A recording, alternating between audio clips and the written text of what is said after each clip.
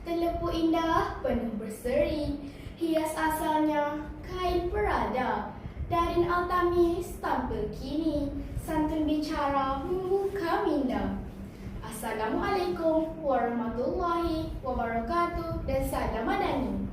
Nama saya ialah Darin Altamis binti Anwaruddin. Saya bersekolah di Sekolah Kebangsaan Sungai Pusri.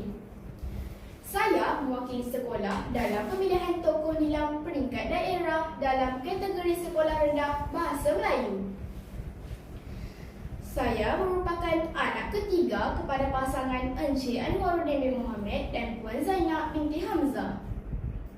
Saya bercita-cita untuk menjadi seorang penulis. Untuk itu, saya menjadikan penulis Eden Ramli sebagai idola saya. Saya sangat meminati mata pelajaran Bahasa Melayu. Saya memegang jawatan sebagai pengawas pusat sumber sekolah sejak dari tahun 3 sehingga dah sekarang. Saya pernah menyertai beberapa pertandingan di peringkat sekolah. Antaranya, pertandingan bercerita sempena bulan bahasa dan pertandingan mendeklamasikan sajak sempena bulan bahasa. Hobi saya suka membaca. Saya juga suka bermain bola tampar pada masa lapang. Kedua-dua hobi ini menjadikan masa lapang saya sebagai masa yang bermanfaat di rumah. Itulah serba sedikit tentang diri saya. Baiklah, seterusnya, di sini terdapat 5 buah buku yang telah menjadi pilihan saya. Buku yang pertama bertajuk Noktah yang Memujuk. Buku ini telah dikarang oleh Eden Ramli. Buku ini juga telah diterbitkan oleh Nasihat Holding Sendirian Berhad. Buku yang kedua bertajuk Sweet Anak Solehah. Buku ini telah dikarang oleh Saadah Taib dan Anis Hisham. Buku ini juga telah diterbitkan oleh Anak Muslim Sendirian Berhad. Buku yang ketiga bertajuk Yang Berat Sama Dipikul. Buku ini telah dikarang oleh A. Samad Said, iaitu sastrawan negara. Buku ini telah diterbitkan oleh Makruf Publisher and Distributors Sendirian Berhad. Buku yang keempat pula bertajuk Kisah Nabi Muhammad Yang Agung. Buku ini telah diterbitkan oleh Darul Mughni Trading. Buku pilihan saya yang berjudul Cupcake Girl. Buku ini hasil karya Aizatul Aisyah yang telah diterbitkan pada tahun 2014 oleh PTS1 Sendirian Berhad. Buku menarik ini mengandungi 160 halaman.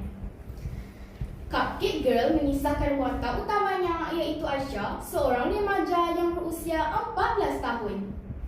Dia merupakan penggemar cupcake, perisa strawberry, coklat, vanila, peanut butter, semuanya Aisyah suka.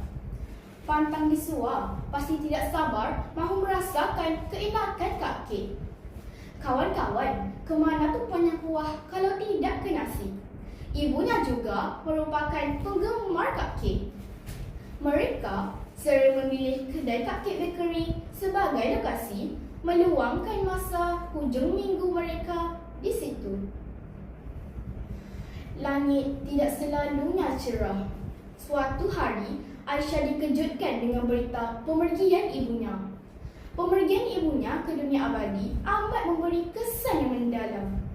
Kini, tiada lagi insan yang akan berkongsi minat bersama Aisyah. Mujur ada Sarah dan Syikin, iaitu sahabat baiknya yang menjadi peneman. Terubat juga kesedihan hati Aisyah. Bagi menggembirakan Aisyah, papanya mengajak Aisyah membuat cupcake. Hasilnya, tidak seperti yang diharapkan. Disebabkan terlalu rindu akan ibunya, Aisyah mahu menghasilkan cupcake kegemaran ibunya. Dia mengharapkan Kak Siti, pemilik kedai cupcake bakery, sudi mengajarnya membuat cupcake. Namun, Aisyah dikejutkan pula dengan berita cupcake bakery kebakaran kerana lita pintas. Namun begitu, niat murninya termak berjuang. Kak Siti mengajar Aisyah membuat cupcake. Sempena hari keusahawanan di sekolahnya. Ternyata rasa cupcake tersebut sangatlah lazat. Aisyah berasa amat gembira akhirnya dapat merasai semula cupcake yang menjadi kegemaran ibunya. Aisyah berazam suatu hari nanti dia mahu membuka kedai cupcake sendiri. Buku ini telah menyuntik semangat saya yang menjadi untuk bercita-cita sebagai penulis. Ini adalah kerana karya Cupcake Girl telah ditulis oleh Aizatul Aisyah, iaitu penulis tunas super yang berusia 12 tahun. Beliau ketika itu bersekolah di Sekolah Rendah Islam Integrasi Ilmi, Ampang. Minatnya membaca novel membuat beliau teruja menghasilkan novel sulungnya ini. Apabila saya membaca buku ini ia dapat membakar semangat saya. Saya mengharapkan saya juga dapat mengikut jejak langkah beliau. Terdapat beberapa manfaat yang saya peroleh dari cerita ini. Yang pertama, dari aspek reda. Kita perlu reda dengan ketentuan ilahi. Setiap yang hidup pasti mati. Setiap kesusahan pasti akhirnya ada kebahagiaan. Yang kedua ialah aspek berusaha. Watak Aisyah menyadarkan diri saya untuk terus berusaha tanpa berputus asa bagi mencapai kejayaan dan impian yang dicita-citakan. Akhir kata, buku adalah jendela dunia. Bacalah buku, buka dunia. Sekian, terima kasih.